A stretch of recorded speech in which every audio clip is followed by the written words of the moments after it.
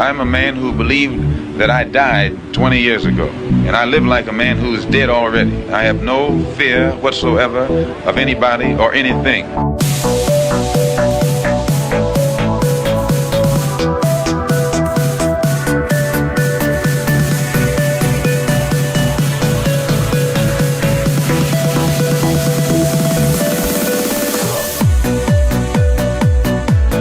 Gary Webb. I am an investigative journalist, and in 1996 I wrote a series of stories entitled Dark Alliance, which was about CIA involvement in drug trade.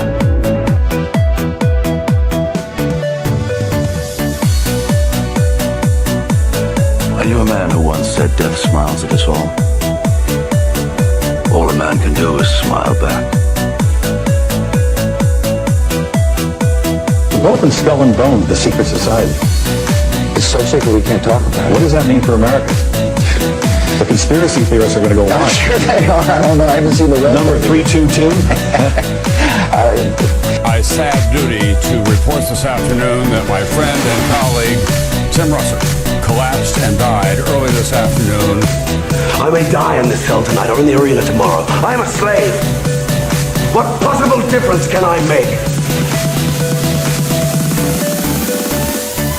And no official of my administration, whether his rank is high or low, civilian or military, should interpret my words here tonight as an excuse to censor the news, to stifle dissent, to cover up our mistakes, or to withhold from the press and the public the facts they deserve to know.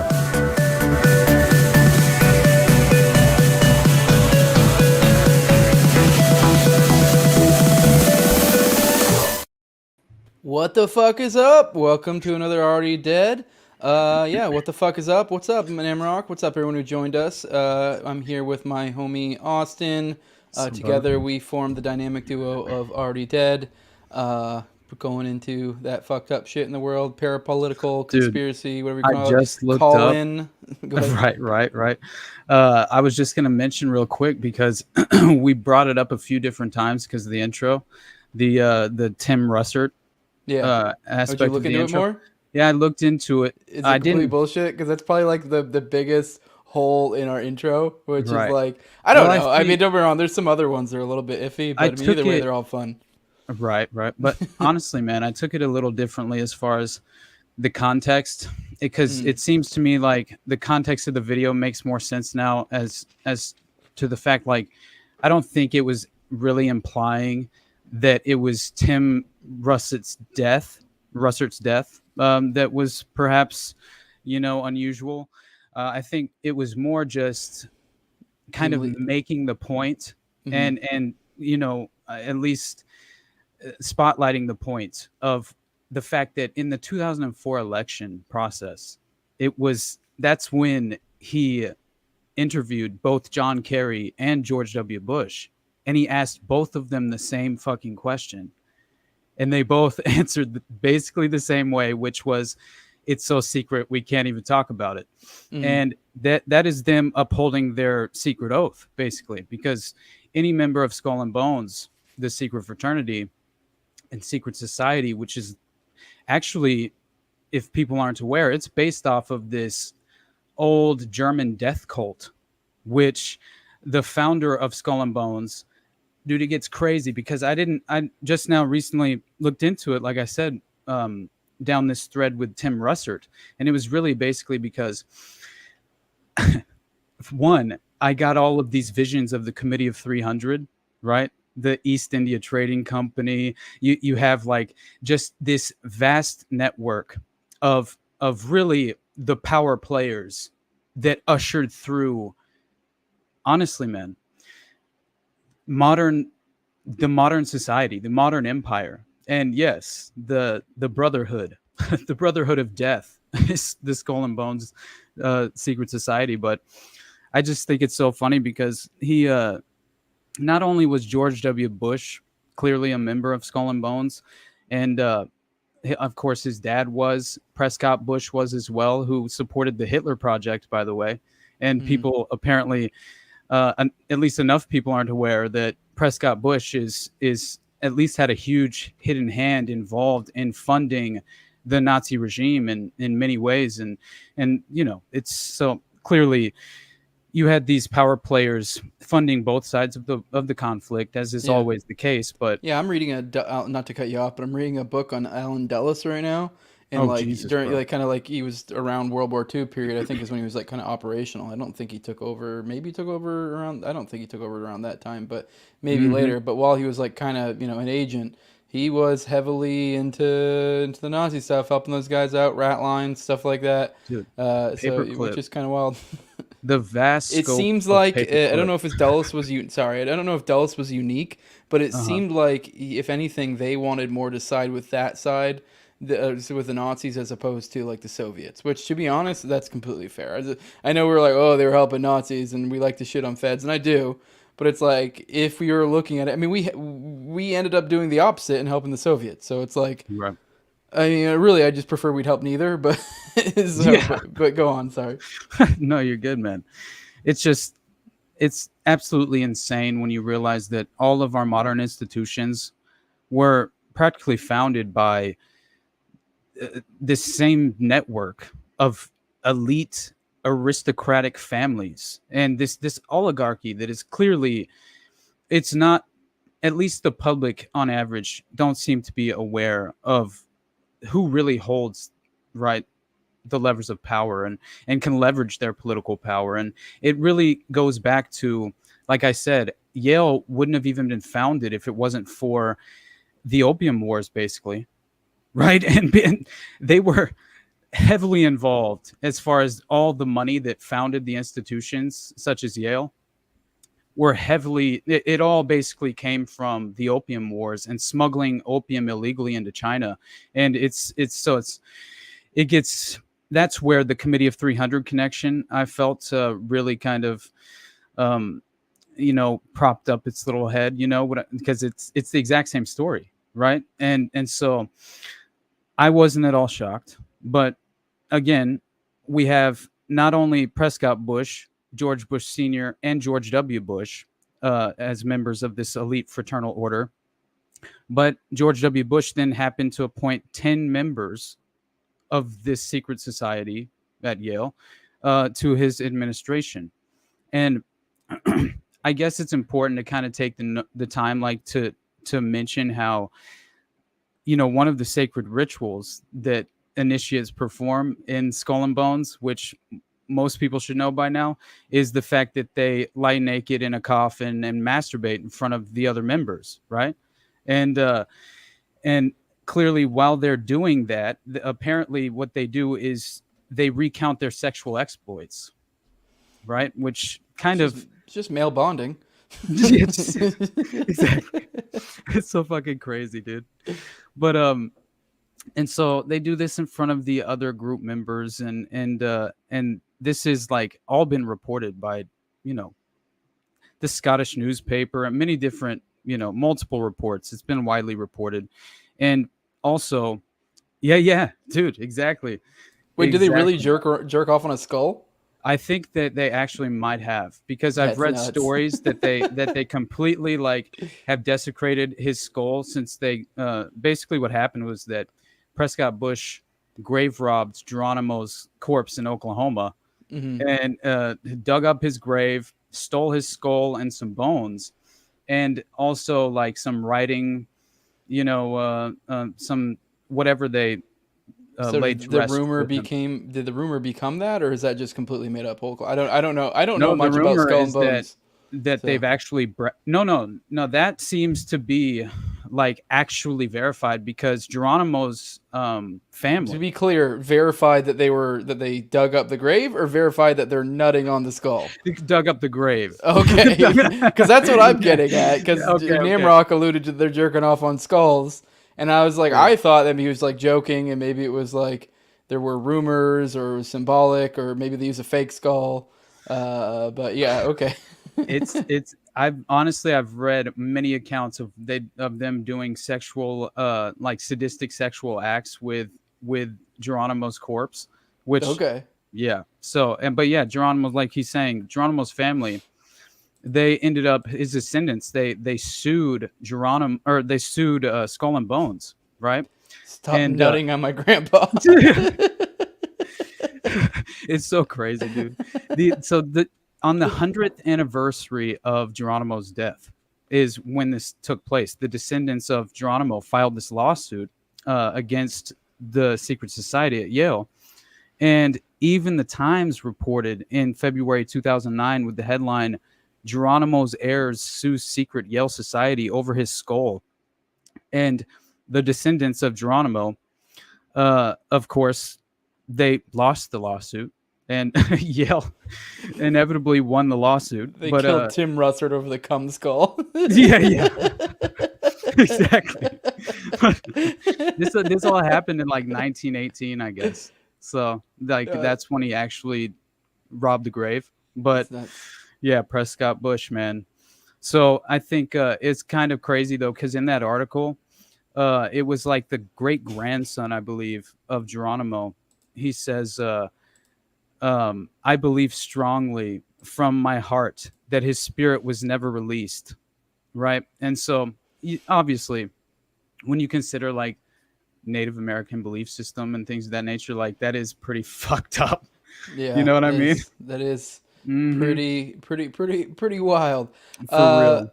But I don't know. I guess the question I have, since it sounds like you did a little bit of digging, more than I have in Skull and Bones and Russert, were you kind of getting at that to trying to connect this to our intro? Because obviously our intro is a bunch of people who died, and it's heavily alluded to. Like, it seems like the theme of it. And by the way, this is from a reminder for the audience at the Thin Line 123. Gua on Twitter. He made that edit, so go check him out. Go follow him. He still makes edits every now and then. I think he's actually organizing an edit tournament, which I thought was pretty cool. That's so I'm looking forward to that popping off. I'll nab a bunch of intros from that. Try to make them thematic stuff I'm covering, guys. Okay, they'll be like, why are all of these themes for every tournament something that Jose actually is covering?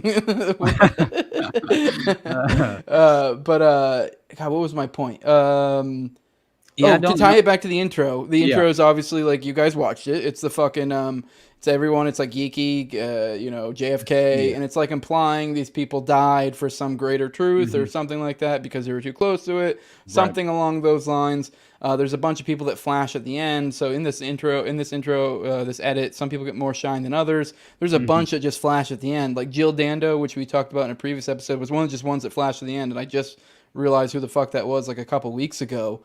But obviously Tim Russert's one of the ones that gets more shine because it has that little like Skull and Bones comment. But I think it's a little, we've had people on that before, they're like, I don't know if that's legit. I'm like, I don't know if it's legit either. Like, as if, like, isn't that part of the fun, somewhat? Right. But that seems to be, of the ones there, especially ones that get more shine, it's probably the sloppiest, from my understanding. Maybe if I dig into it more, but I don't know if you're implying there is something to it. Is it, maybe if I remember correctly, was he kind of lost notoriety after that? Like, so far as... Or was there anything along those? Or, he just kept going business as usual and died seemingly a handful of years later or some shit? Yeah, it was like 2 years later, I believe. Okay. Yeah. Because I remember we've had people in the chat that were like, oh, it was 6 months, it was 5. I mean, I don't fucking know. So I have no idea. No, it seemed like, I don't know. I mean, it's a dangerous question to ask, I would think. But at the same time, he didn't push them necessarily. He was running Meet the Press. Right. And he was a good journalist, but he was a journalist with integrity, but he played ball. You know what I mean? I just realized Skull and Bones hit him with a Denmark. You ever seen The Men Who Stare at Goats? Yeah. Like the Denmark touch where it's like, you're going to die. And it's exactly. Like, but at any time. Some point, way down the line. Or right now, who knows? But yeah, that was so fucking funny. Yeah. Sorry, The Men Who Stare at Goats is one of my favorites, actually. It's a great movie. Yeah, I saw that. It's based on Ron Johnson's book. Yeah, I know, right? Although I can say based, but not really. Like the book is more of like it's fun, whimsical, and there's a little bit like storytelling to it, but it's kind of more just a parapolitical like research book somewhat. And then the movie's obviously like a they made something from those themes and kind of created a story. So like the story didn't happen, but a lot of the stuff in that movie is like shit they were looking into. So, oh yeah, for sure, dude. I thought that scene where I forget who that guy is as far as the actor Ewan in McGregor, or was it? no, not the main actors, but it was the hilarious general that tried to run through the wall in one of the beginning scenes. Yeah, he's been in a That's not Jeff shitload of Bridges, movies. was it? I don't think that was No, his no, character. No. no, he's been in a shitload of movies though, and he was in like Avatar, and just a bunch of different movies. Yeah, Who the I'm old talking guy. Like he's Yeah, always yeah. like the antagonist, like Uh-huh. military Maybe character. Tombstone Yeah. too. I can't remember. He's been in a shitload of movies though, but Yeah. and he's great always. But Yeah, he's always good. He's really great for what they typecast him in. for real.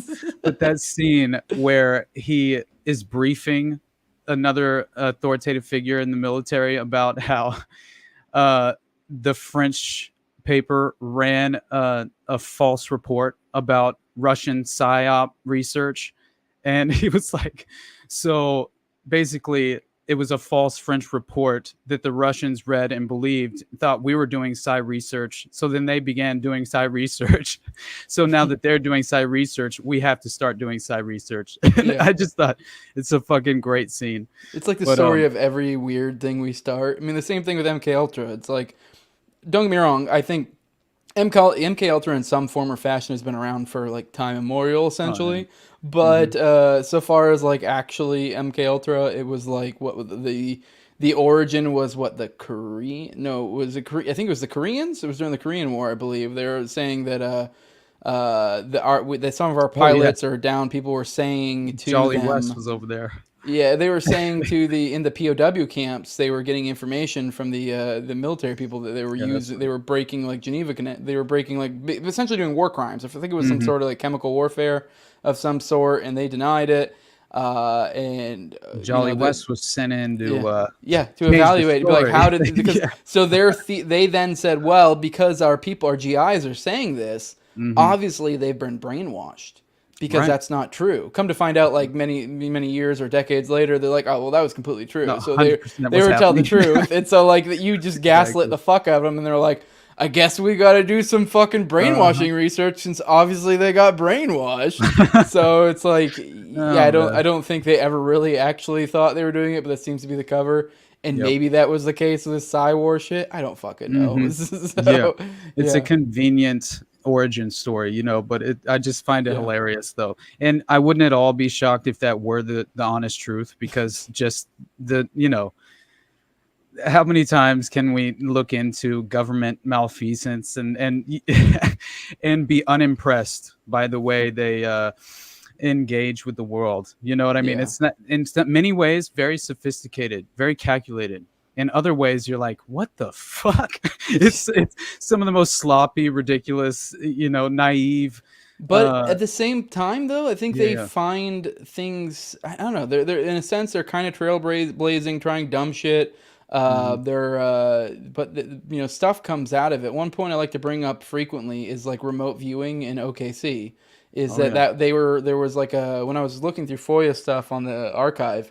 Over at Libertarian Institute at one point I found, or maybe Richard sent it to me. I don't remember if I found it, or I think it might be one of the times I was just perusing it myself, looking around, see what was there.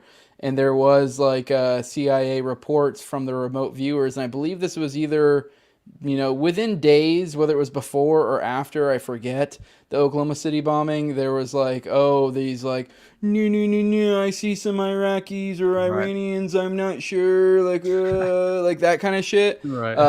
And it was, so they were like kind of casting blame on like Middle Easterners off of remote viewing. And it's like, and I've had people, like one of the guys were they ran as anonymous reports or something like they did with like 51 anonymous intelligence officials say Russiagate's real. Well, I don't know the specifics of. I don't think it was ever really brought up. But my theory is how this works is a lot of times you see shit like this where when the first pieces of intel comes is secret, top secret, or classified, whatever, and so most people can't see it. But it's like, but we have intel that says XYZ or implies XYZ, or we have reason to believe XYZ from classified, intel, blah blah blah blah.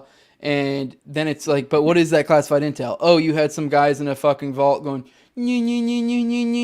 like, and don't get me wrong, I've had people, like one guy who follows the show a lot has brought up, he's like, well, he's brought up like, And I have no idea if it's true or not. I don't even really care, really. Like statistics on how remote viewing has been pretty accurate, blah blah blah. And I don't know. Maybe he's right. Maybe there is something to that. But it's also like these two things, whether remote viewing is legit or not, it makes no difference to my point, because it's like what matters is the apparatus through which you're getting that information. So like, you know, even if there is legitimacy to remote viewing, if you then give it to the CIA and allow them to control the drip of information that comes out to you, it's like, yeah, it's going to be distorted. It's the same idea as like with any sort of research. And like, if you really want to manipulate stuff, manipulate results, you could. Like, you can, you know, tinker with the fucking, you know, with the, you know what I mean? Like, it's like the whole reason why you need like a double blind study usually is because it's like you can move it one way or the other. And you can even go further with that if you start just like doing legitimate fraud, like, but which they're not above. But yeah, I don't know if you have anything else on this. Is someone in the chat just says, by the way, I pay attention to the Rumble chat. I just want to let you guys know, someone in the Rumble chat says remote viewing is definitely real. I mean, sure, maybe it is. I don't fucking know, but I don't trust it when it's when that information is coming through the CIA. Now, if I had a remote viewing homie that was just like, I don't know, really proved to me that he's like, holy shit, you're like, yeah, sure, I'll listen to him. But if he works for the CIA and it's not him telling me, it's the CIA, I'm like, I don't believe you. So, yeah. But I don't know if you have anything else in this like kind of vein. Otherwise, I guess we could probably start getting to kind of some current events type stuff. We have a lot going on in the world right now. Yeah, I don't know if you have anything else on any stuff we're talking. Basically, I just thought that, and I'm open to being wrong, because I would like to do more of a deeper dive into his death in particular. But honestly, just from the outside looking in, at face value, what it seemed like was he was suffering from heart disease. And so he was like 58 years old, not in the best of health. And there was no expectation that he was like near death or anything. And we all know about the heart attack gun. So it's always a possibility, but it does seem a lot more likely that it would potentially was natural causes, because I didn't find anything that was like a smoking gun that he was recently reporting on that you know would make you be much more skeptical. So yeah, I didn't really I thought that within the context of the edit, though, I think really it was just kind of a thematic value that it was adding to the overall context, which is just that you think you have this choice, right? The two-party illusion, right? Look at John Kerry, look at George W. Bush. And I know that John Kerry's not in the edit, but clearly what the implication is that they're both members of the same secret society fraternal organization within Yale University that chooses, you know, just giants within industries. You know what I mean? They are kingmakers, right? If you are initiated, and they claim George W. was as early as like 12 years old, or already in a secret society, but there's just so much there, right? Especially with the funding of World War II and Prescott Bush, and how much that's been really, people seem to know about it, but they don't know any details. You know what I mean? And also, like, this is not some sort of frat at some college, right? Like, this is an actual secret society that's based off the German death cult, like I said. And they actually do engage in occult practices. Like, they 100% do. There's a pentagram in the tomb in room 322, the sanctum, the inner sanctum. There's a fucking pentagram in there with like 3 or 4 skulls. And you know, it's draped in it's a trip, man. When you actually like research what Skull and Bones is, and what the, you know, all the different members of that are considered bonesmen. And so, yeah, and there's like a break-in 1876 into the tomb of the Skull and Bones fraternity. And it was allegedly it was this group called the Order of Flying Claw, right? Which is another group at Yale. And so there's all this black and red velvet outfitted on the walls with pentagrams, right? And photos of this alternate society in Germany, I'm just saying, what the fuck is going on with the scope of You're connecting it back to the Brotherhood right now, aren't you? the German Brotherhood. What the fuck German is that? Brotherhood. Because, Yeah, we touched on it a little bit in the last episode. And I kind of wanted to dig into that more, but I wanted to. I know Raven was completely not in the know of what we were talking about there, and so I wanted to, it's a guest episode. So I did actually kind of make a note of that and be like, I want to come back to that because you did your what was it called? The Psychopath Machine episode. And in that, there was some, it very much, and I also think it's very much Programmed to Kill vibes, which I think I mentioned last week, because that was immediately, I was like, holy shit, Programmed to Kill right there, because it's like, where they send these psychopaths. What was the name of the place again? Oak Ridge. Yeah. Oak Ridge. I was going to say Oak Ridge, Ridgemont Hill or something, but Oak Ridge, which is like a mental facility where they sent psychos. Insane, and it seemed like they were almost trying to create psychos, or control them or whatever. Mm-hmm. And there was one guy who was saying that he was meeting with this Brotherhood, these like German people that would like come visit him. Yeah, like 4, and there's like 4 of these old Germans would come, and the way that they interacted. Okay, you're about to bring it up because that was one thing. Like they revere him. What the fuck? Yeah, which I'm like that kind of was like a piece of the puzzle that I hadn't really thought about. Like, but I was like, are these guys almost like if there was like, because from my digging, and obviously this is entirely speculation from my digging and stuff into all these cults, like all the dots are being connected here. That just feels right. That like the way that their theology or philosophy or whatever you want to call it, it would make sense that they would almost worship evil. So it's like, if someone is like a murderer or something, they would worship them. And it's like, and even then there could be different types of murderers. So I'm sure they probably revere people like George Bush. Because in a sense he murdered people too, but in a different way. So I think it would almost be like it's almost the idea of like the difference between savage evil or like calculated evil, and they'd still probably worship both and revere both. So yeah, because I mean the one guy was just like he just murdered to murder, and he was killing kids. He was implying it wasn't even like sexual. He just wanted to kill them. But he would like, I think he even said he would do sexual stuff or make it look like sexual stuff happened to throw off the trail. So that that was so crazy. Which I don't know. Maybe that's just cope. He could have just not wanted to be like, I like to deal kids. Like, right. So like, I don't know. He was defending himself against the notion that it was a sex crime. And that was strange. But Peter Woodcock, man, like he is one of the weirdest stories that I've ever come across in my life. You know what I mean? And like I said, these old school Germans are going in. First of all, like Steve said, when he would speak, right, they would never interrupt him, right? If he interrupted them, they would just let him say whatever he wanted to say, and they would shut their mouths, and they wouldn't at all attempt to resist. But yeah, it's so. I just remember that I think what is kind of like most insane is that the official narrative of it all would later completely dismiss this Brotherhood as a sort of an entirely a figment of the sadistic imagination of Peter Woodcock, right? And it's just not at all the case, because you have so much detail involved with so many different people who engaged with individuals that were a part of this order, part of this German occult brotherhood. And so, yeah, Steve Smith, he was clearly a victim at Oak Ridge, right?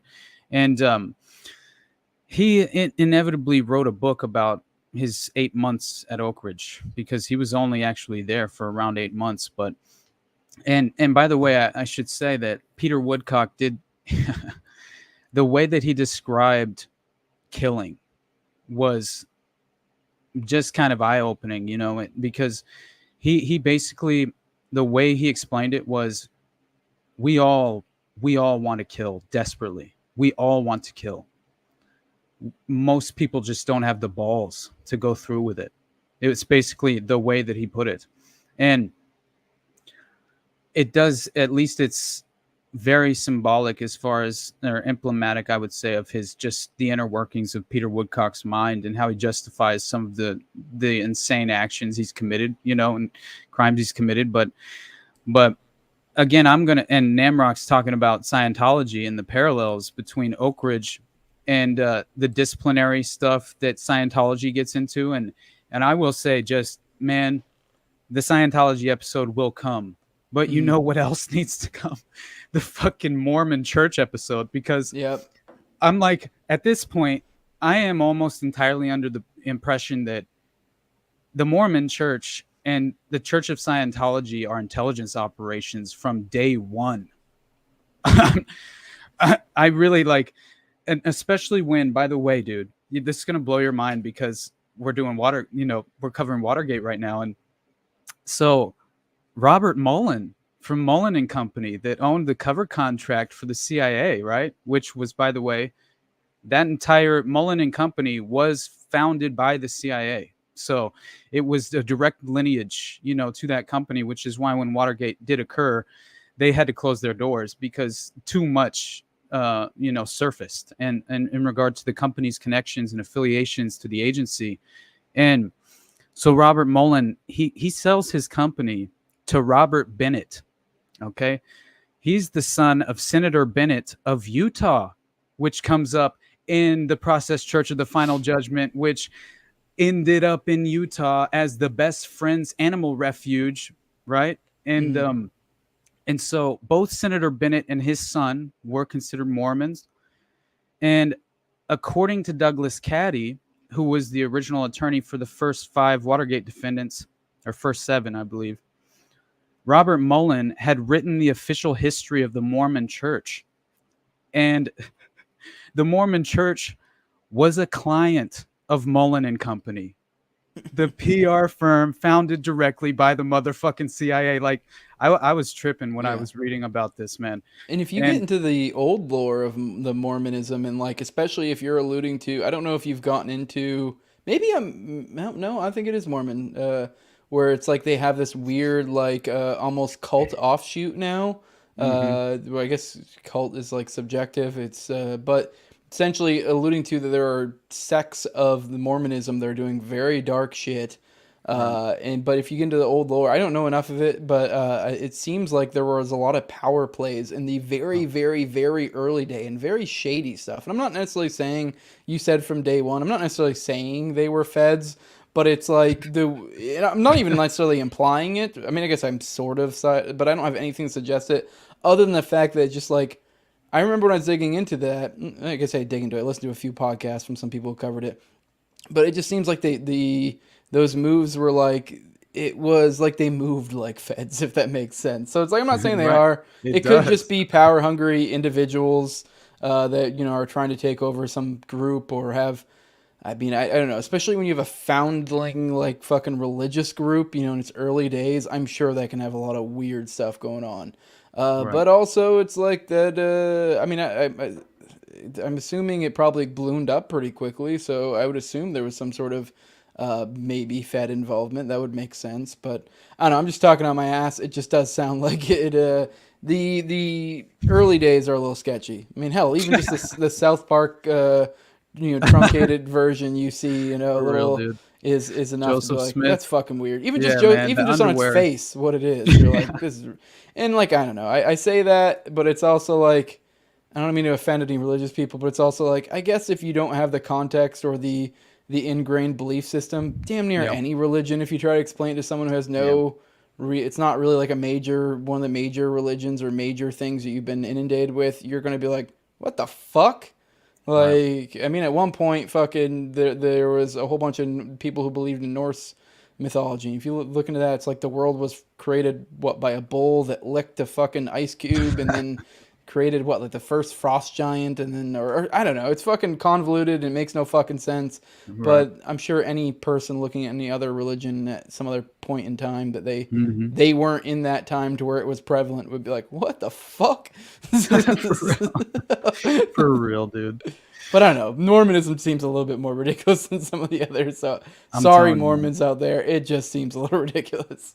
It does. Yeah. But I really just when there are too many connections to officials and leadership within the organization. That's the issue, right? And I'm not blaming individuals who have been seduced by some sort of, and I'm not even trying to put it in that context where if you're a Mormon, it's some sort of inherent negative. But Yeah. I am saying I'm very skeptical when it comes to, right, like how legitimate that organization was from its foundation. And I believe that I just think that as far as the number of connections directly leading back to, like I said, leadership within the organization is what makes me believe that there's just some sort of malicious hidden hand, some factor that we have, right, that on its face people are unaware of in regard to the purpose of the Mormon church. Because you look at Scientology and there's no debate in my mind. L. Ron Hubbard was a spook. L. Ron Hubbard was an intelligence agent. And it's the same with the Process Church as a spinoff of, it's just an offshoot, occult, satanic version of what Scientology was basically attempting to achieve, which it's just much more in the Aleister Crowley vein of it all. And that was more of a hidden factor within Scientology, but it played a role. Occultism plays a role in Scientology, but anyway, back to this German Brotherhood, because what I'm starting to realize is that Operation Paperclip was so much more broad in scope. It's just like, I feel like it was almost all encompassing, and every country has some sort of safe haven of Nazis that came through the rat lines and really took powerful positions within, the structural government within the society of the time, which that's even more unusual and something that I think is worth highlighting. And by the way, something that I found when I was researching the psychopath machine that I was unaware of as well was this story about this doctor named Dr. Walter Jackson Freeman. And you look this guy up, and you're aware of how much lobotomies played a role in, holy shit, and mental health during a certain time. And the Kennedys, dude, what they did to that girl is insane. And there's a lot of stories like that. There was RFK and JFK is one of their sisters, right? They kind of threw in a loony bin and it was lobotomized and everything. They lobotomized her, yeah. Wow. So crazy. She died super young. Like, it's messed up, but it was, it seemed like lobotomies were just commonplace, right, for a while. And this Dr. Walter Jackson Freeman, he performed over 1,000 lobotomies. Look at that. And he used a bus that was outfitted into a mobile clinic. And he would drive around neighborhoods performing lobotomies on housewives during the 40s and 50s. I was just like, God, dude, this is seems to be, and especially when at Oak Ridge, Dr. Barker was like, he was threatening inmates. He even threatened Steve Smith with a lobotomy and said that, that was also a common procedure. I'm reading that thing and I'm like, oh, because it breaks down how to do it. You're like, oh, fuck. Like, it's like they're saying they literally take an ice pick and put it, like, I think on the bottom, what does it say, the bottom of your eye? And I guess they just hit just right. And I'm assuming there's like a piece of the brain right back there. They're like, got it.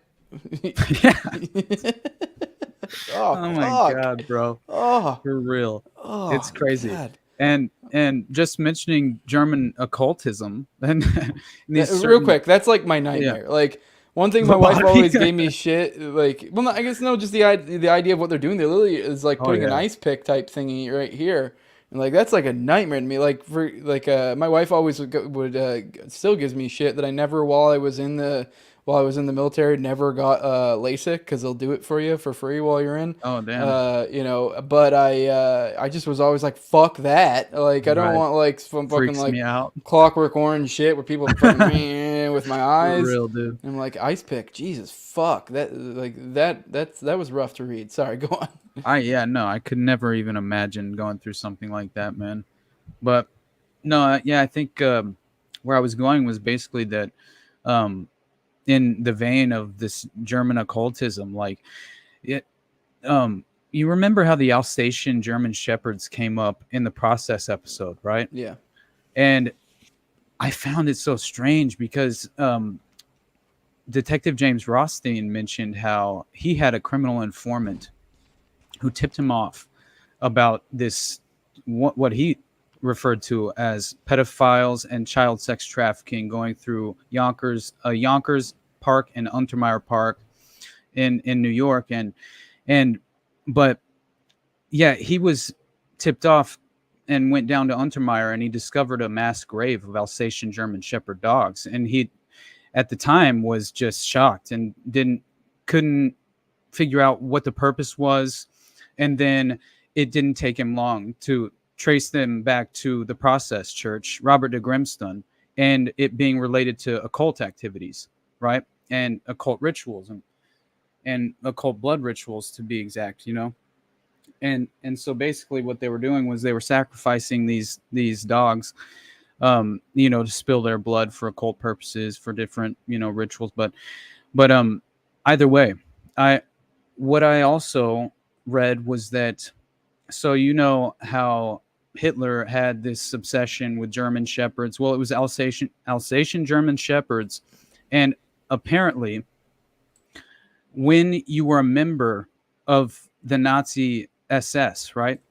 What is that called? An Alsatian German Shepherd? German Shepherd, yes. Jules, you want to? Is that in any way distinct from a normal German Shepherd? I don't really know. I think it is. Yeah, I don't know exactly what separates them, and you know, but if you know how to spell that, we could probably get Jules to bring that up. It's like Alsatian, I believe. Okay, all right. I mean, I don't know if there's. I know there's like Belgian Malamutes and German Shepherds. That's like my extent of German Shepherd knowledge, even though Malamutes technically aren't shepherds, but they look damn near exact. Like they look very much the same to me. I think Malamutes are just bigger. It's about it. Slightly different markings. That, you know, I mean, you've noticed, right? We talk about pattern recognition all the time, and yeah. Well, and is that Alsatian? No, Alsatian German Shepherd. The yeah. Sorry. How do you get personality? Alsatian German Shepherd. There you go. Okay. Alsatian dog? I mean, is there a difference between Alsatian and what the fuck? Is that all that it brings up? Oh, I don't know. Okay, maybe that's just like a redundancy. It might be. It might be. I just know every single reference to these dogs involved with occult rituals. Every single time, it's Alsatian German Shepherd. I guess that looks a little different, whatever that is. All right, it's kind of cute. I'm not I'm not at all aware of the specific reason, but what I think seems oddly specific. But that's the problem. Is that it seems, it immediately caught my interest because of the overlapping threads and the pattern recognition of it all, and noticing that there are stories that then once you became a member of the Nazi SS, that they gave you an Alsatian German Shepherd puppy to raise, and then in order for you, right, as you raise the dog, in order for you to then rise through the ranks of the SS, you then are forced to sacrifice this dog and kill it, right? And it's almost like some MK Ultra loyalty test sort of thing. And at least that's what it seemed like to me. Now, who knows if that's the actual reality? But I do think that it's worth mentioning because I don't see it as a coincidence that it comes up so often is all in regard to this. And especially when you see these mass graves, they showed up in the process on the West Coast.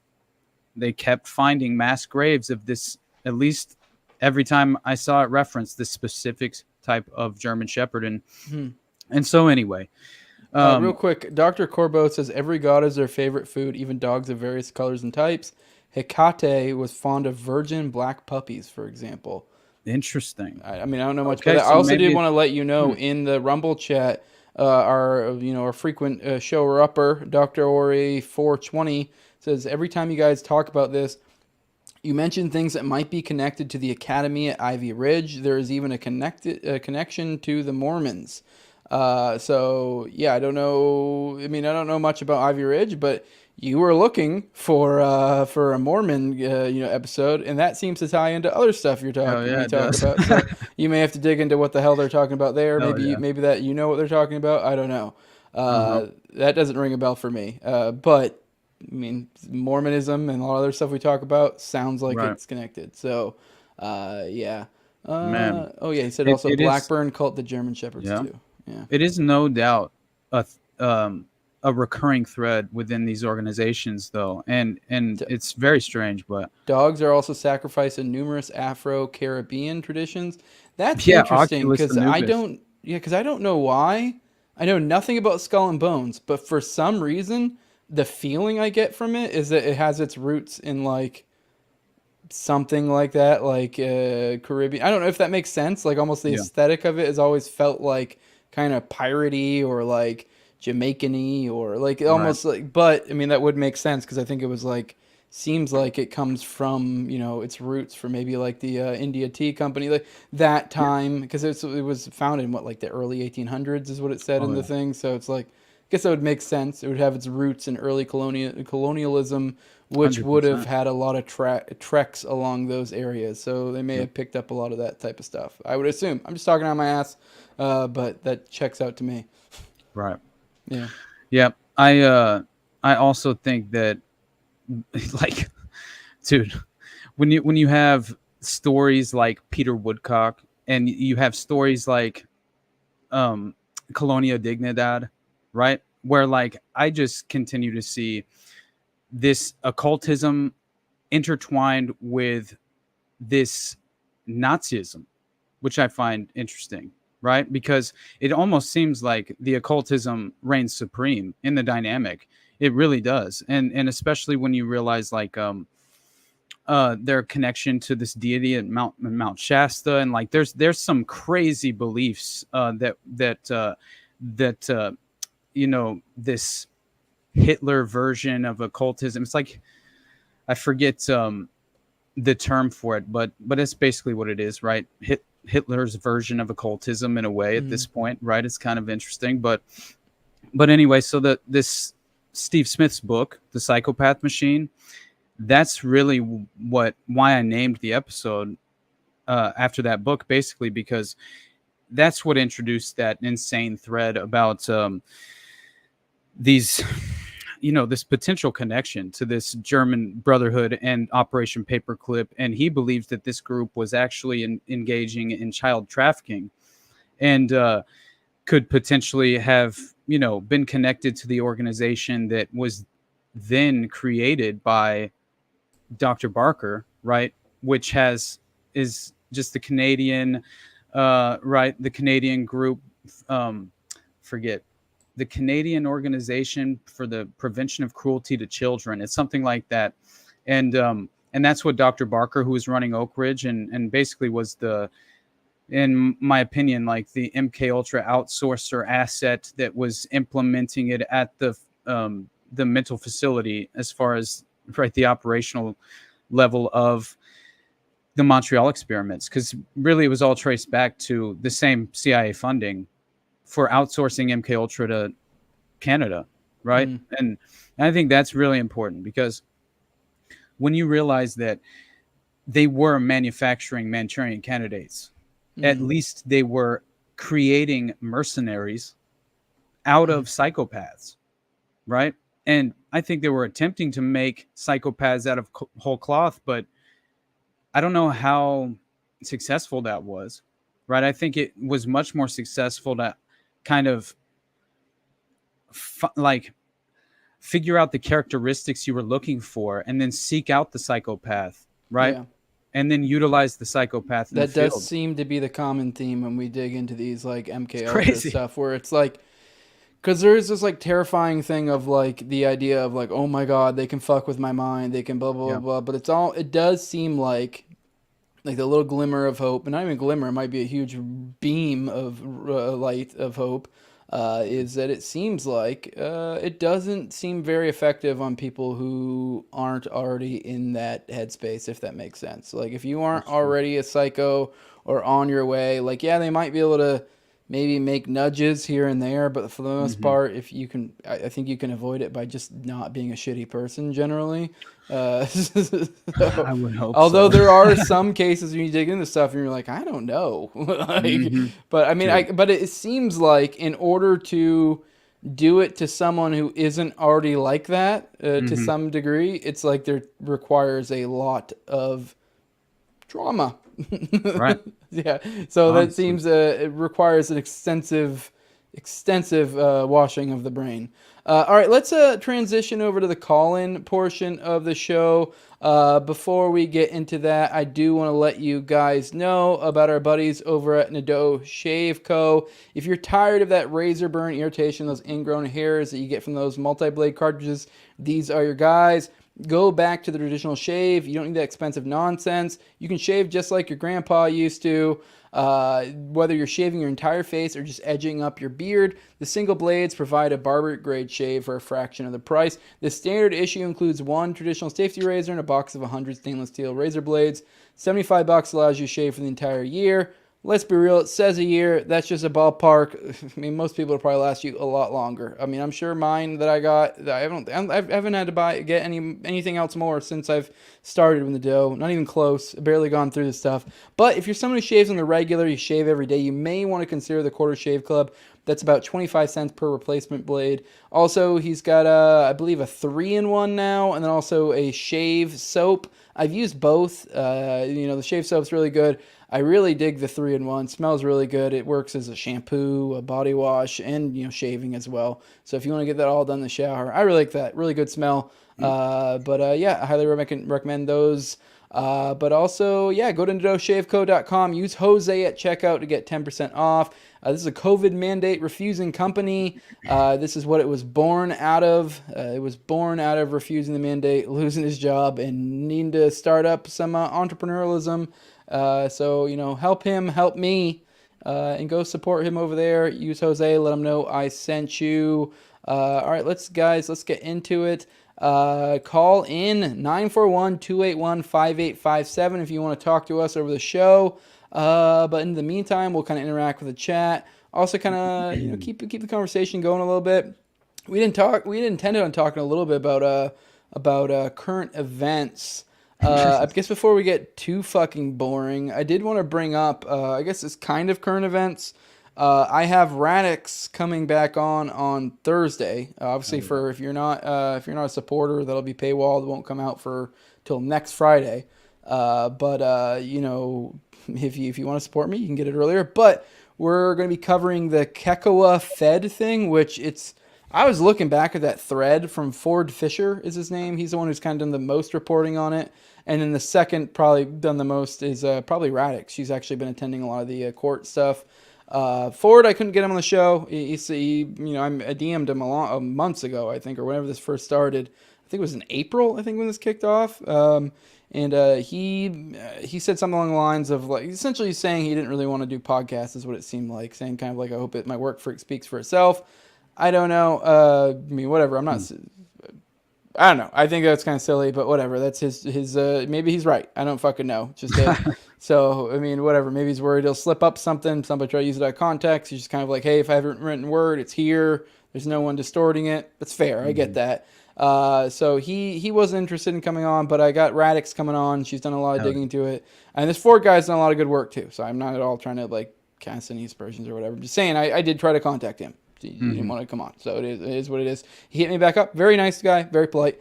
So I'll be not saying Radix is second fiddle. Honestly, I think if I recall the interaction correctly, I believe I'd even asked her a while ago or at that time when this first kicked off. And then I think she had said something like, you should get Ford or get, the Ford Fisher, the guy who did the primary coverage of this. And then he didn't, and I just didn't follow up on it, which works out because it seems like it's kind of come to a head and it's over, or not over. It seems to be kind of winding to an end. And obviously it seems like this is another case where nothing really happened.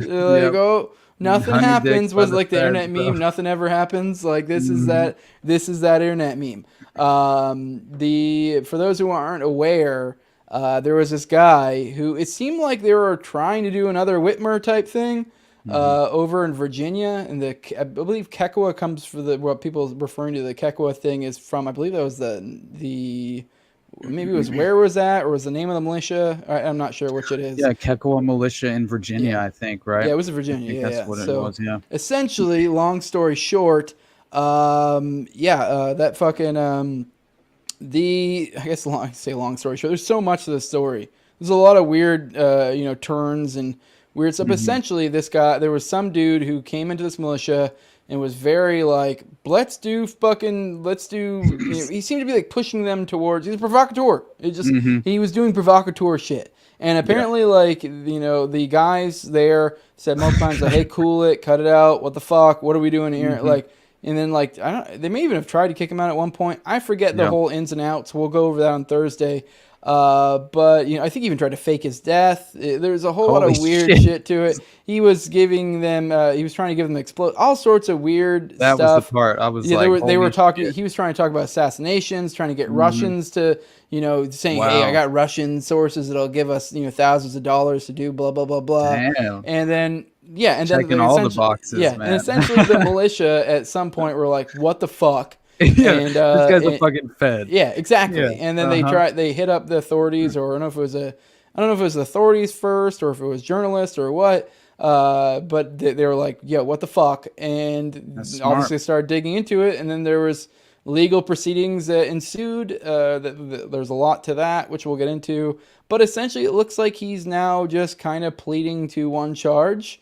Which was something to do with like ricin, I think, I think that there's a whole story to stuff they found at his place and things he was producing, things he seemed to take. But there's also a lot to suggest this guy was a Fed, if not straight up was a Fed. He worked for some federal agency or something. Yeah.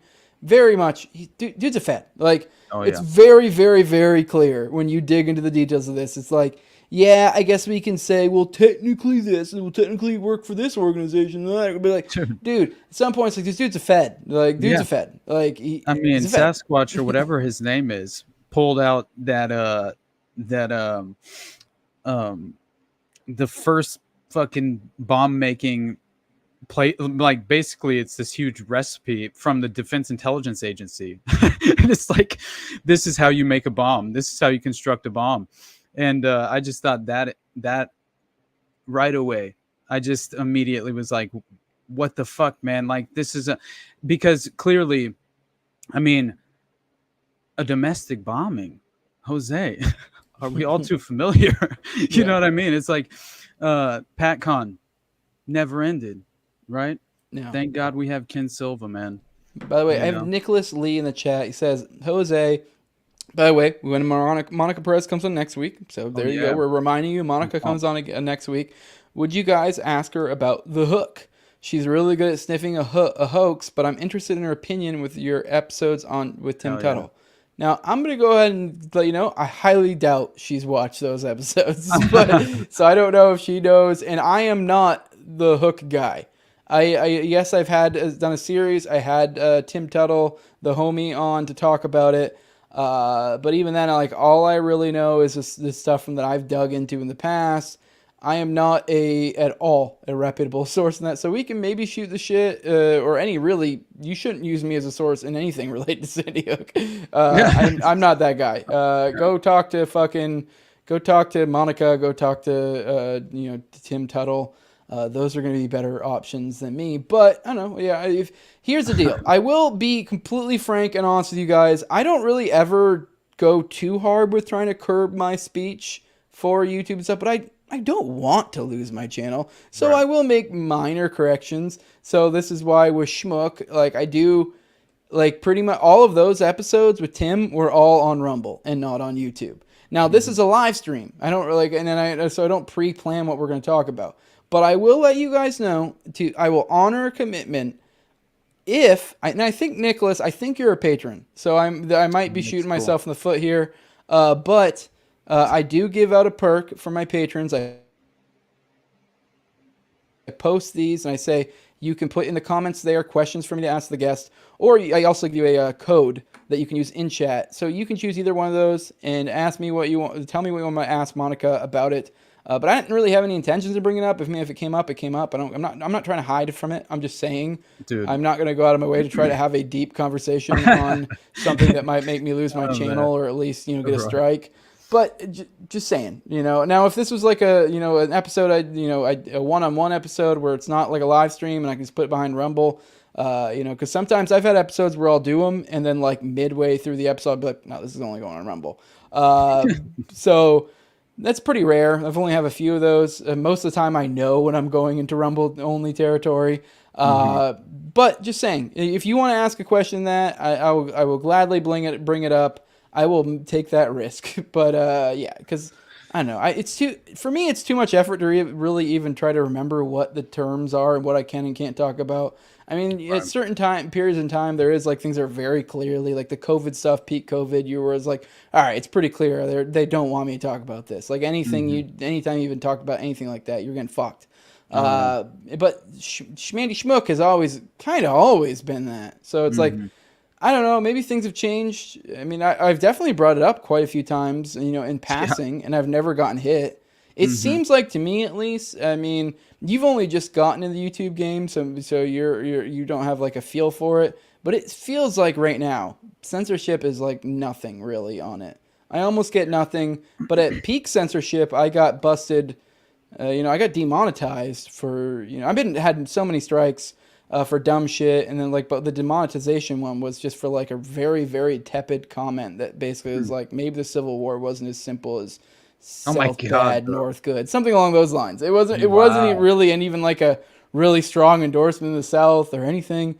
So point being is, it just seems like what Lincoln did too. Yeah. The point being is, it seems like the censorship is turned down right now. So we're probably in the clear, I would guess. I don't know. You guys let me know if you really want me to talk about that. Let me know in my as a patron, or you can super chat on Rumble. That's so crazy. That's the one that got you demonetized. Yeah, it was really fucking stupid. Of all the crazy shit I've talked about, right? You're like, and you know what? Most of them are dumb shit. Like it's always something stupid.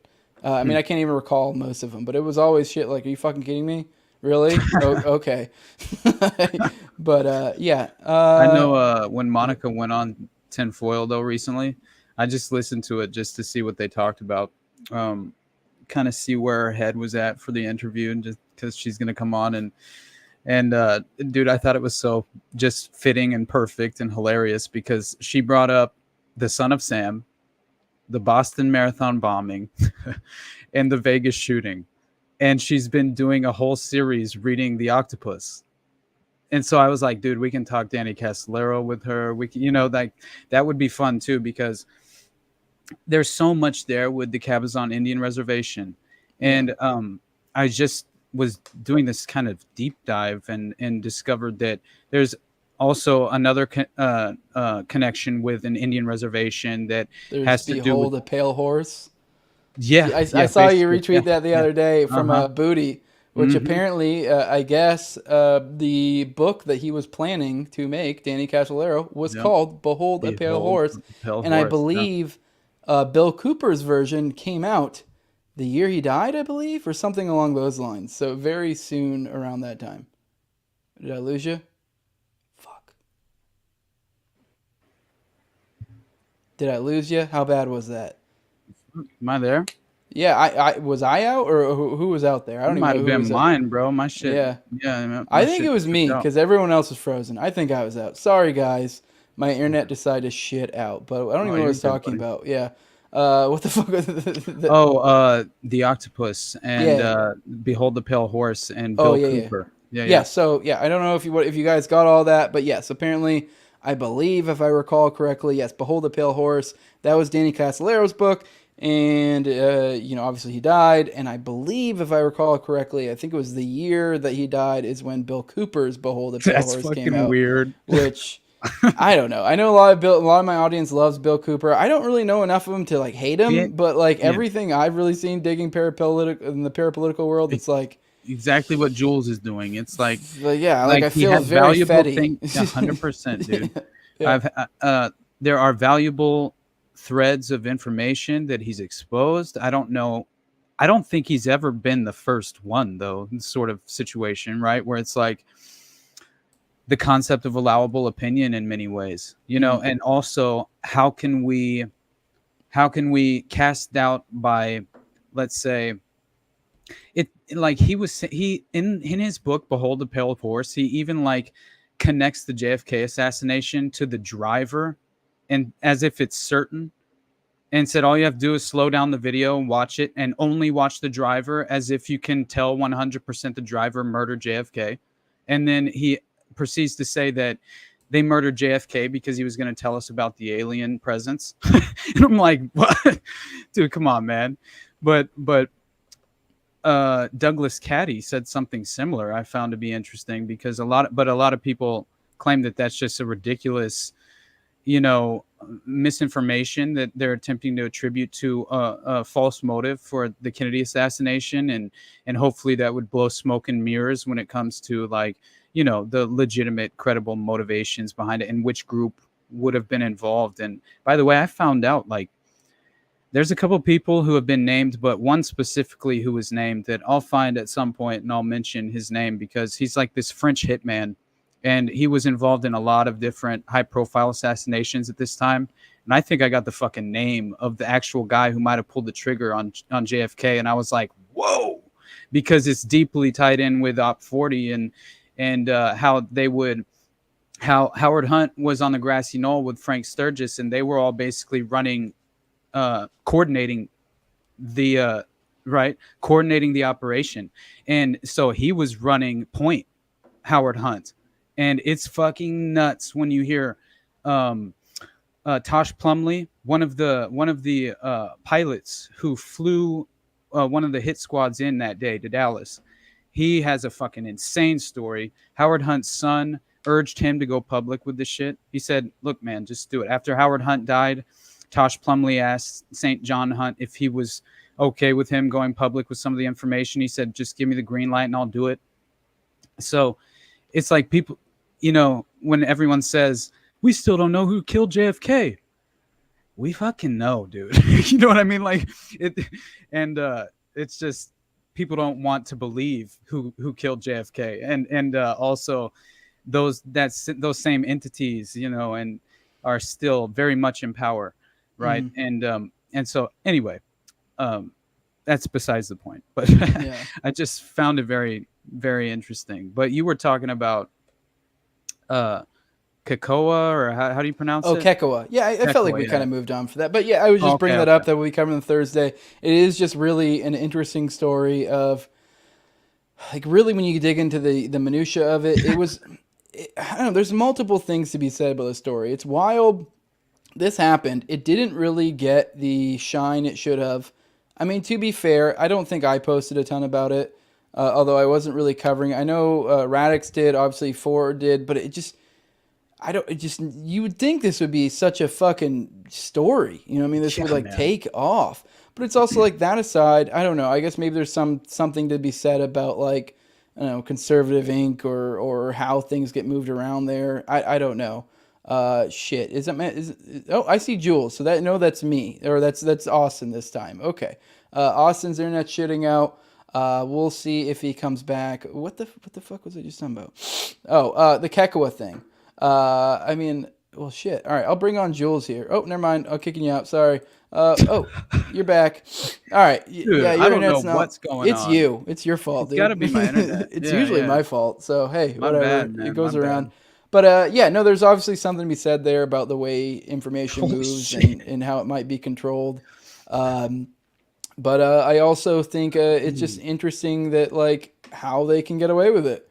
Because it's like, shit, this was going on for a while. And, like, this dude was like, I mean, if you look at the ins and outs, which we'll go into on Thursday, it's fucking, it seems like they had him dead to rights. Like, it was the most obvious thing in the world. And somehow it seems like deals were made. There was a lot of weird stuff along the line legally, where lots of like, oh, you can't do this, oh, you can't do that, like very much hamstringing it to cause it to go their way. And when it was all said and done, he essentially got a plea deal and plead down to one thing. So yeah, and that's let me see if I can find. Let me find it real quick. I don't remember what the charge was, because it may have been. I mean, it was for something to do with ricin. So you would think that would be like a fucking felony or something. Yeah. Yeah, it was.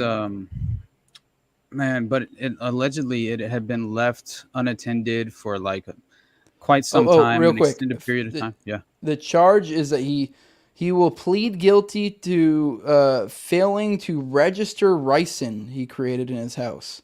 Yeah. Which I don't know. The maximum in the sentence is 5 years, and it's not relating to his actions with the militia.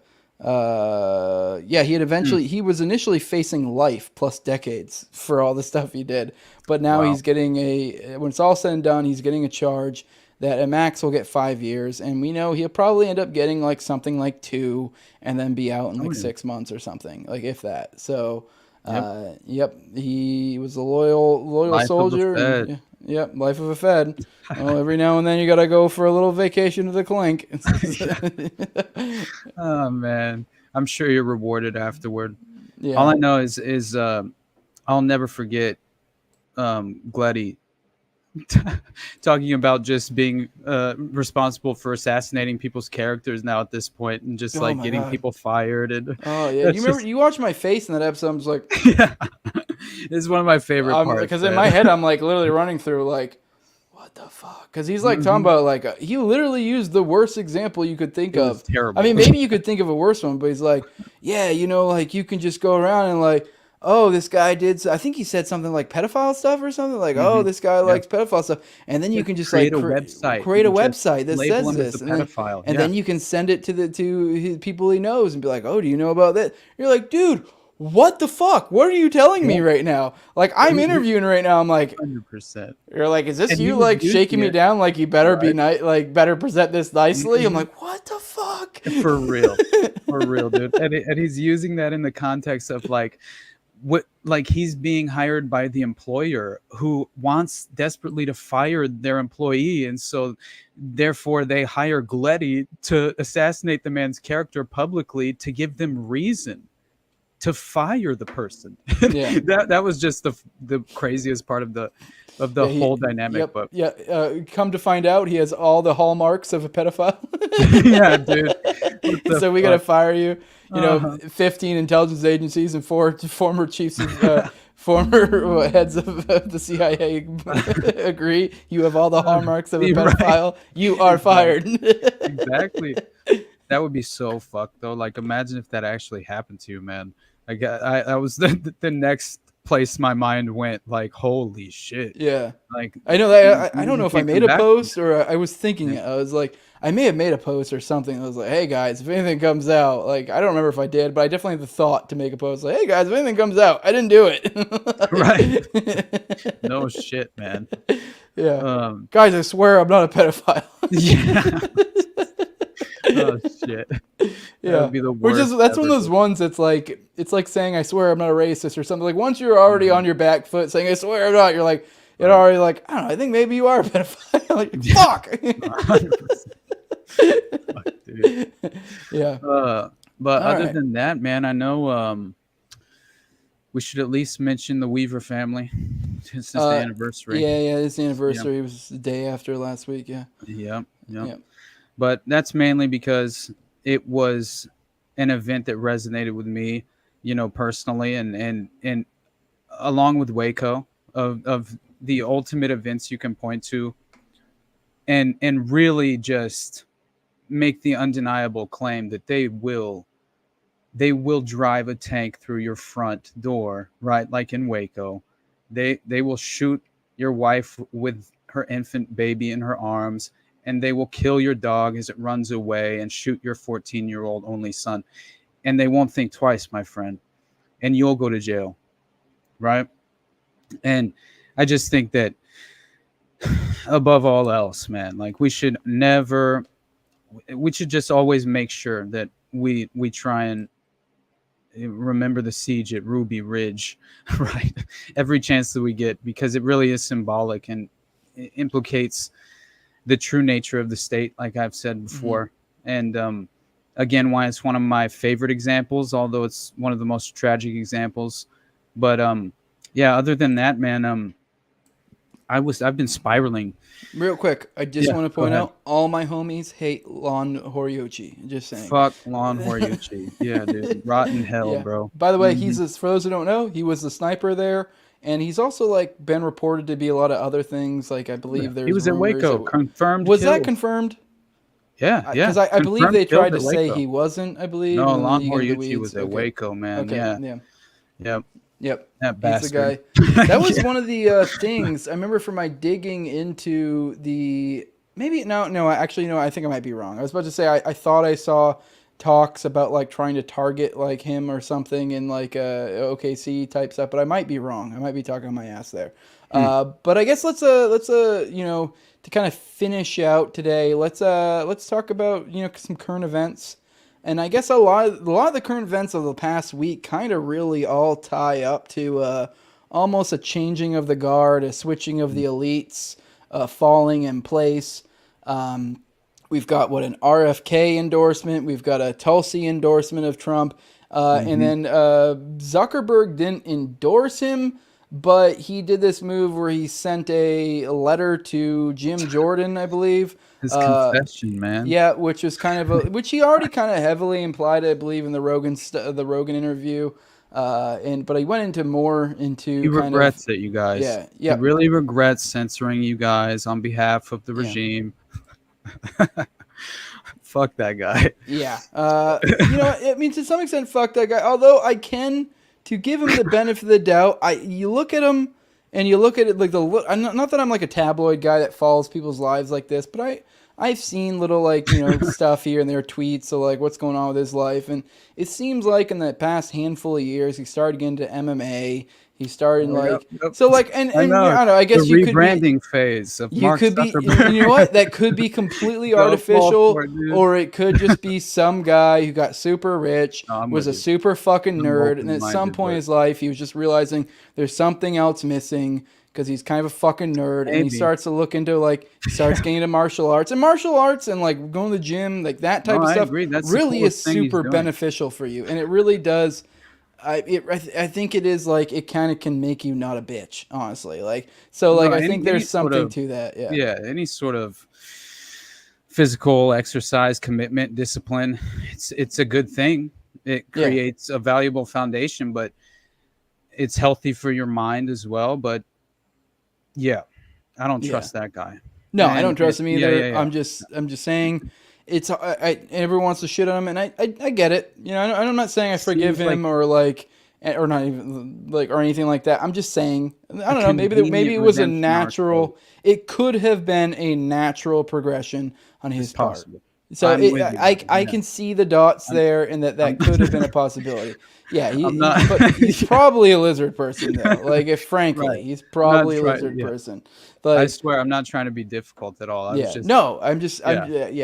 I get it. I'm like pretty much on board with him. We're like, fuck him, but it's also like everyone wants to be like, oh, this is so fake, and I'm like, I don't know, maybe it is. I mean, I kind of lean towards it is, but or just like a kind of you're going where your incentives are, because it's like all the tech moguls are kind of fucking falling in place. I mean, if they weren't already in the pocket for him. Yep. So it's like, it only makes sense that these people see the writing on the wall. I mean, once you see, and we've brought this up before, that I feel like when you see Silicon Valley really falling behind someone, I think that kind of implies that's almost like the coronation almost. Yeah. So, really because it's like, why else would they, I don't know. I mean, it just seems like they tend to be in line with the whoever the power that be ends up being. So, right. Yeah. And that's just, at this point, I think that's going to be the case. I think it's one of two things. I think either Trump's going to get it, or it's going to be an insane demoralization campaign type thing. Man, that would be crazy. Yeah, because if he doesn't, it's like, what the fuck? Like when everyone, it's almost as if they're just trying to build up the fall even more. So it's going to be one of the two. And I think if he loses, it's going to be one of those things where it's so insanely obvious. Because, I mean, obviously we know. I think we're past the point where we can lose our channels for saying that the last election, was stolen or something along those lines. I don't really have a strong opinion. It seems like it. I'll be honest. It felt fucking weird. It felt like some shenanigans were going on. We were going to bed and you're like, Trump won. Yeah. Trump won. I mean, and then you wake up and you're like, oh shit. This fucking crazy ass. Yeah. You're like, yeah, all these ballots showed up at the same exact time in unmarked vans at 3 a.m. in the morning.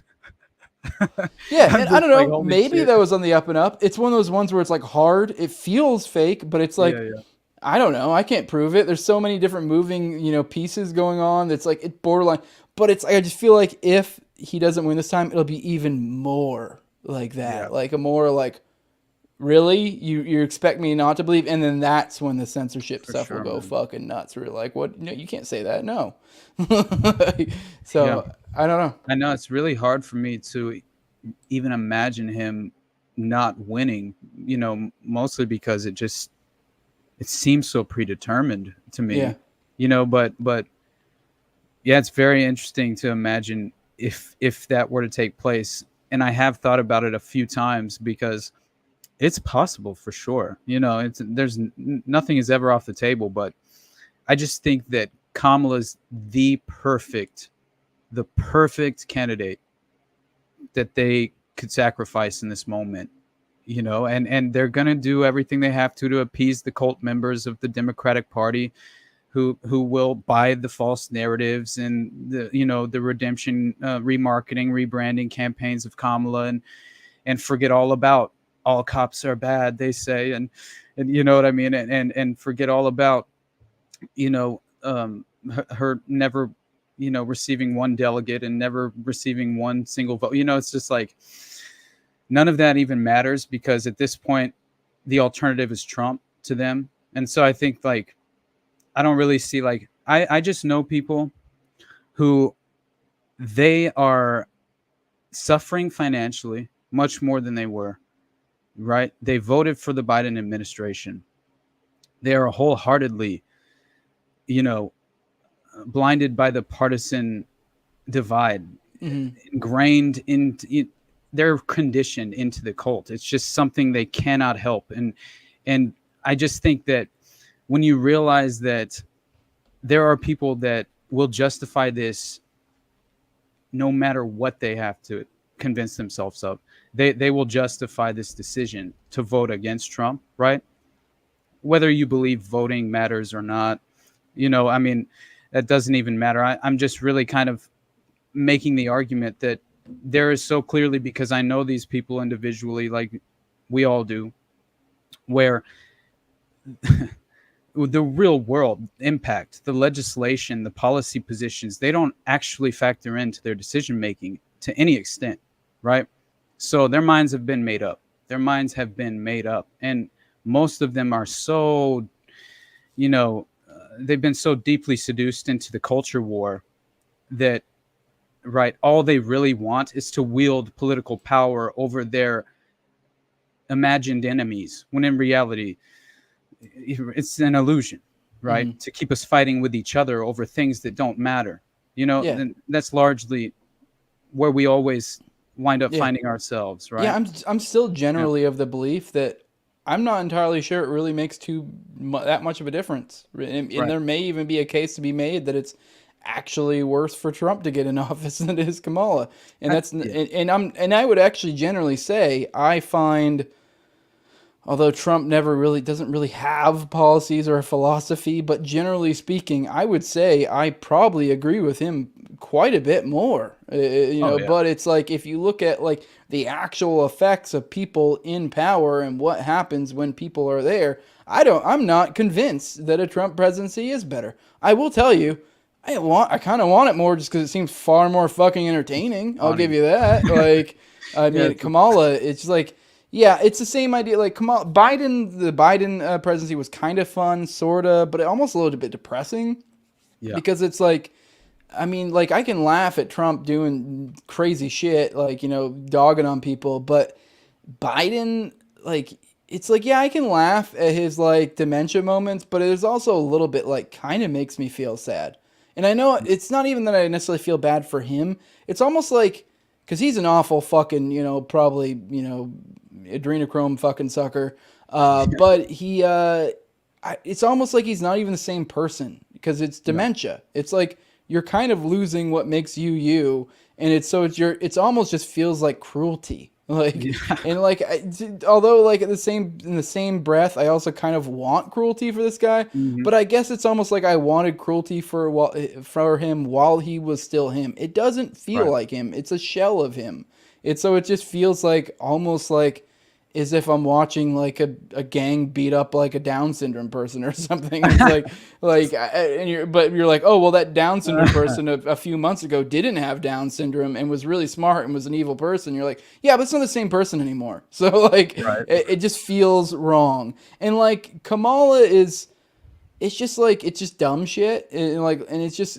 I mean, it is a little bit funny, but it's just like, if anything, I guess there's a little bit depressing too, in the sense that they're like, people vote for this, people want this. Like, it's so over the top, like everything that's bad with politics, and like, in that, like, I'm going to talk to you and say nothing, and like Obama would do that, but he would do it in a way that was poetic. It felt good. It great like, order. At yeah, least. you're like, it tugs at your heartstrings. You're like, oh, okay. And there was almost like a theme, message to it, but like the message may not be anything of substance. Yeah. Whereas exactly. Kamala will just like ramble and but not say anything.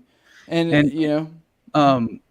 to that point though, like, do you think they're going to continue to exploit this sort of ultimate lame duck session that Biden is kind of that? Because really, none of the policies at this very moment, even though they should directly reflect back on to Kamala, they're not going to, and they clearly aren't. And so like, for me, it seems like they are definitely going to continue to exploit this leading up until the election, because I just read about how Biden is willing to basically lift the cap on Ukraine now, right? That essentially he was kind of, de-escalating in certain ways, or not entirely approving the all-out escalation in Ukraine for purposes of re-election, and I mean that only makes sense, right? But I kind of think like they kind of have a get out of jail free card with, right? As far as we can almost have all the rest of these policies leading up until the election reflect back on Biden, who is a dead candidate at this point, right? And I've thought about this a lot too, and because it's like, they can kind of probably get away with a lot more, but at the same time, I don't know, maybe not, because it's like you say it won't reflect, but I think it will. I mean, to their fucking lemmings, probably not. But not everyone's a lemming, and there's a lot of people. I was listening to Dave's episode about like the Tulsi and like the RFK endorsements, and it's like it does take those people who are on the fence, like those centrists or whatever, and it's true.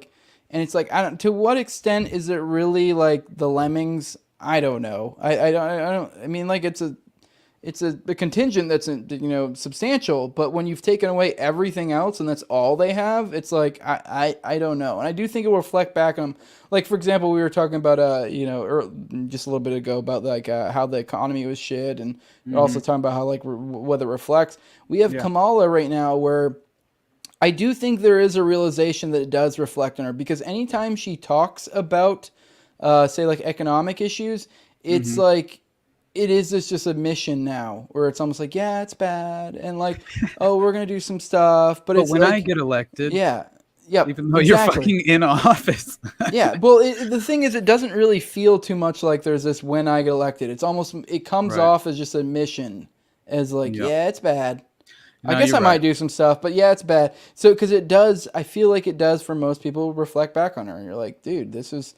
I mean, there was someone who made some clip where it's like all of her being like, and that's Bidenomics, it's working, and now she's running on like, guys, things are bad. And you're like, what? Wow. And price controls, I guess. Yeah. Right. Yeah. What the fuck? But the whole she's a Marxist. Well, I mean, everybody's a Marxist, man. I mean, like at this point, honestly, I don't see a difference, even if, because I mean, what is Marxism? Because all you have to really do is realize that this is a morphed version of Marxist, fascist, right, like policies it's an evolved it's an evolved form, right, and that people are kind of like using this archetypal historical version of this mold to try and fit it into, but in reality it's just this system that's kind of taken the worst of everything and combined it into one empire, right? Yeah. And I mean, truly all of it does rely on the tenets of Marxism. But I will say on that, I do kind of lean towards. I get what you mean. It depends on Yeah. what you mean in what sense. Like Right. in essence, I sure in a certain convoluted way you can say she's a Marxist. I think, but I Or think in a that, I real, think in a more real way, I do Yeah. think she's just a player. She's just a Exactly. player for power. I don't think she has She's a any power broker, philosophy. dude. Like she She's a seems, political power yeah. broker. I think right? she's probably somewhat savvy in some sort of way in that. But you listen to her talk, and she's pretty fucking retarded. So it's She's like so dumb. I don't And- think I'd be surprised if she's ever picked up more than one political philosophy book. I mean, maybe she's read one.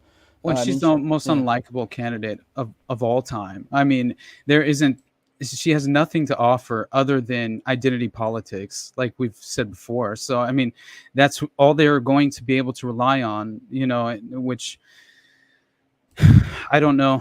It's clearly going to be a losing recipe. But yeah. The reason that I say that is because Dave DeCamp, he just reported about how the ambassador, the Russian ambassador, and what is it, Anatoly Antonov, he basically said that what I just mentioned was that Biden was essentially going to lift the cap on Ukraine, and so this Russia's ambassador in the U.S., he said that he expects the Biden administration to soon lift all restrictions on Ukraine's use of U.S.-provided weapons to support long-range strikes on Russian territory, which is for sure an escalation, right?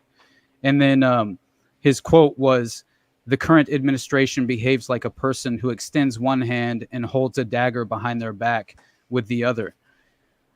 They are essentially laying groundwork for a decision to simply remove all the existing restrictions at a certain point without much thought." So at least there are certain aspects within the military-industrial complex, I would imagine, would try to exploit this moment as much as they possibly can. You know what I mean? And especially with, I'm thinking geopolitically, like as far as you just had the CEO of Telegram that we had mentioned before, or at least said we would mention. And Oh yeah, we didn't actually talk about this episode. We brought it up in the chat, but yeah. But just really briefly, like, he's arrested by French authorities, right? And it's all over allegations that basically Telegram as a platform is not doing enough to moderate its content. And he had gone on Tucker Carlson like just a couple months ago, like, it really wasn't too long ago. And Telegram is a messaging app widely used in Russia and Ukraine, has over 900 million users worldwide. And the CEO is originally from Russia, right? Where he was approached after founding a social media platform called VK, similar to Facebook. And I guess Russia wanted him to provide them with a backdoor to access whatever they so pleased when it came to So again, it's very similar to it's almost like Promise in a way. It reminded me of, but really it's more so like, I'm always reminded of the you remember that alleged San Bernardino terrorist attack where they kind of used it as a pretext for like cracking into an encrypted device, the intelligence agencies? Very much like that, where they use like this kind of this false flag, manufactured crisis to really set the stage for what they want to usher through, the problem, reaction, solution, of course. But so he founded this social media platform and was given an ultimatum by the Russian government, who the authorities approached him and essentially said, you provide the back door, or you sacrifice all your users' data, right? Or you're forced to sell the company and leave the country. And he chose to leave the country. and I guess he's been operating out of the UAE for a while. But he also had French, citizenship, right? Am I cutting out again? You cut out for a second. You're back Okay. though. You're good. Anyway. You didn't miss anything. Okay. So yeah, really, just the overall point is, like, clearly this is a crackdown. There are obviously multiple factors involved for why they would do something like this, and it also sets another precedent for further censorship, further encroachment on any sort of freedom of speech. So of course it has implications on the First Amendment, just like the UK riots just did. I don't think any of this is happening off schedule. I think for the large part, most of this is all by design, and it's kind of been a predetermined outcome as far as the we're in an election year, and things are right, weird. The winds are shifting, the winds of power are shifting, and this is when things tend to happen like that. So I'm not at all surprised, but again, you shouldn't. I don't think any sort of government authorities should be cracking down on free speech, and we should never support censorship. But either way, I'm curious to know more about this guy specifically, because I forget his name. I had it written down somewhere, but anyway, I think there might be a little more of a story there as well. But yeah, I think there'll be more to come. But with that, I think let's go ahead and get out of here, man. We'll be back here next week with Monica Perez, which is insane to me. I've never had her on. I've had her on, but she's been on Tower Gang, which is wild. She went on Tower Gang for real? Yeah, she went on Tower Gang. It was an episode with her and Mark Claire. They came on. It was very conspiracy-laden episode. It might have been during Conspiracy Month, because we did 1 month. We did a Conspiracy Month. I think we might have done that for like 2 years in a row, and I don't know if we did it again after that. I forget. But either way, I believe it might have been the Conspiracy Month. But yeah, we had her on. I've never had her on my show, which is weird. I don't know how I've never had her on.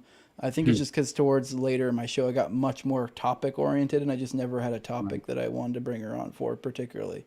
Although I love her, she's great. I'm not saying anything bad. She's so great. I just hasn't lined up that way. I've stopped doing the like general. When you first, well, I guess you don't know because you started like with the hardcore topics, but like I feel like most podcasters start out with like interviews and I'll still do those occasionally, but where it's like you just kind of talk and you just randomly, kind of like what we did today. But I don't know. I don't do that much anymore. I don't know. It's just not my thing. But yeah, guys, we have Monica on next week. Let us know who else you want to have on the show. We'll probably have someone on a week or two after that. So if there's anyone you guys have in mind, holler at us. I appreciate everyone who showed up this week. Austin, you want to let them know where they can find you at? Maybe let them know whatever you're working on these days.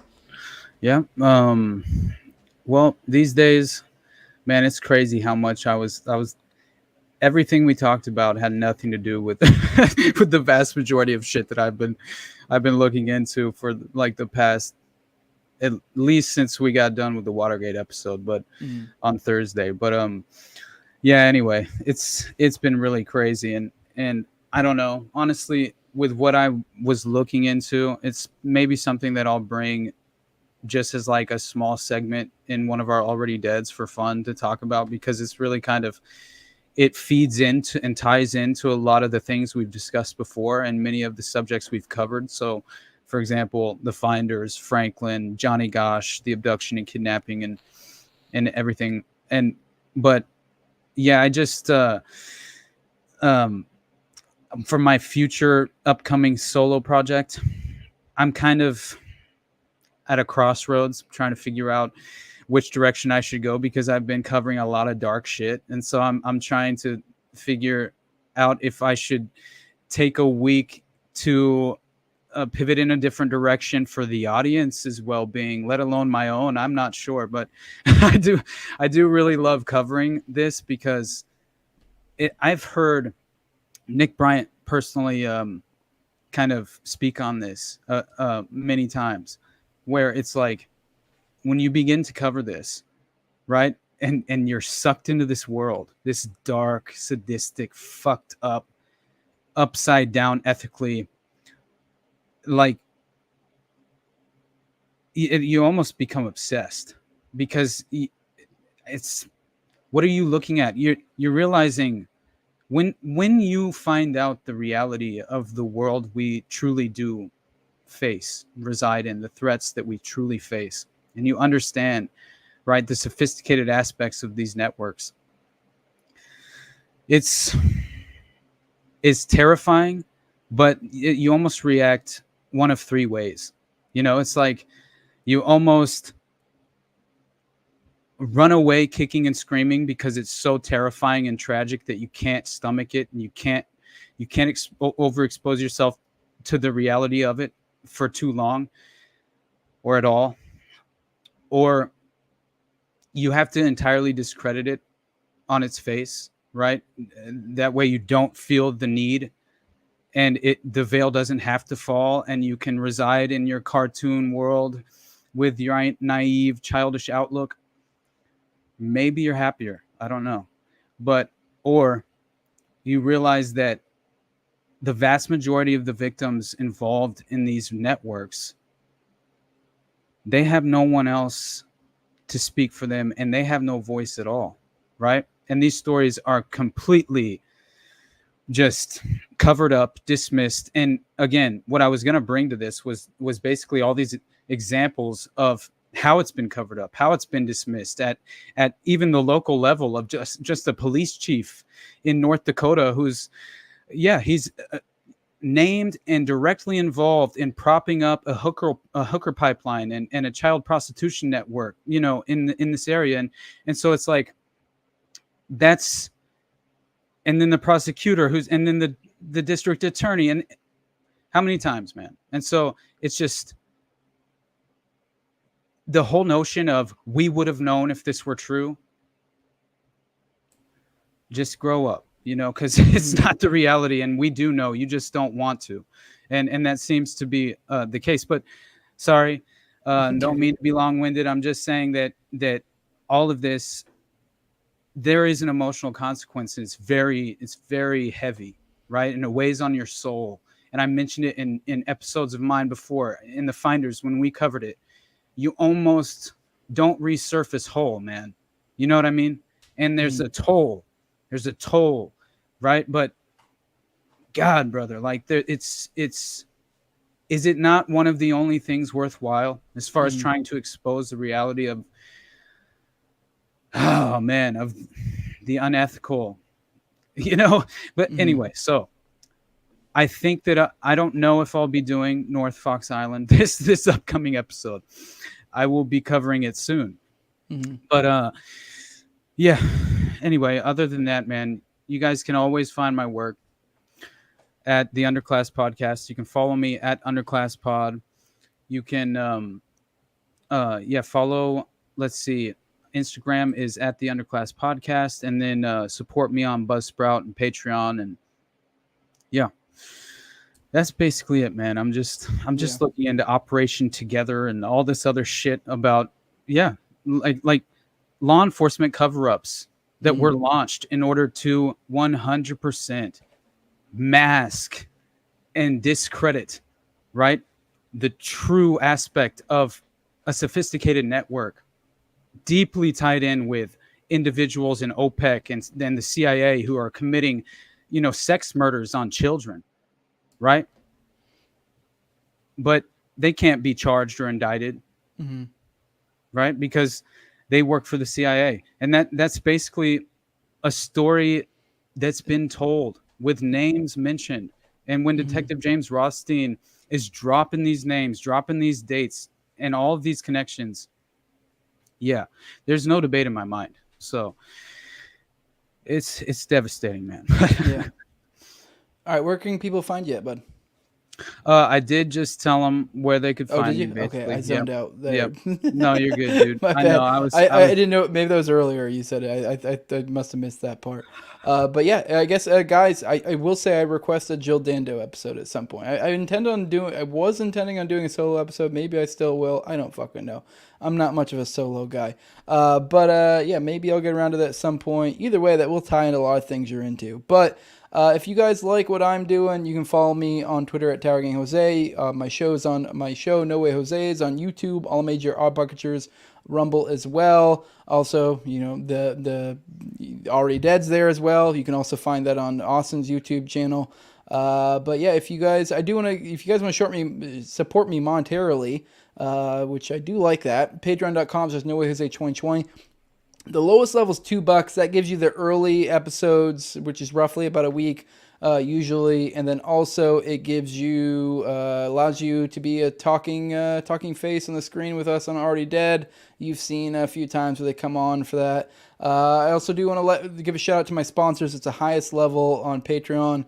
I give them a shout out every episode. I have my co-host on Tower Gang at Tower Gang Toad. I have at Abrogate D's at ZOVERACK, and then at _Infinite Zeal. Then Jacob Daniel of the Biblical Anarchy podcast at Biblical Anarchy. The homie Tim Tuttle at Jolly and Klebold. Then Will Bell. There's this delicious blueberry rabbit eye wine. I highly recommend that. And yes, don't be a cheap fuck. Support the show. Give me money. Give Austin money. Give us all money. And then if you have money left over after that, go give Tower Gang money. But give it to me and Austin first. But yeah, with that, we are out of here. Bye.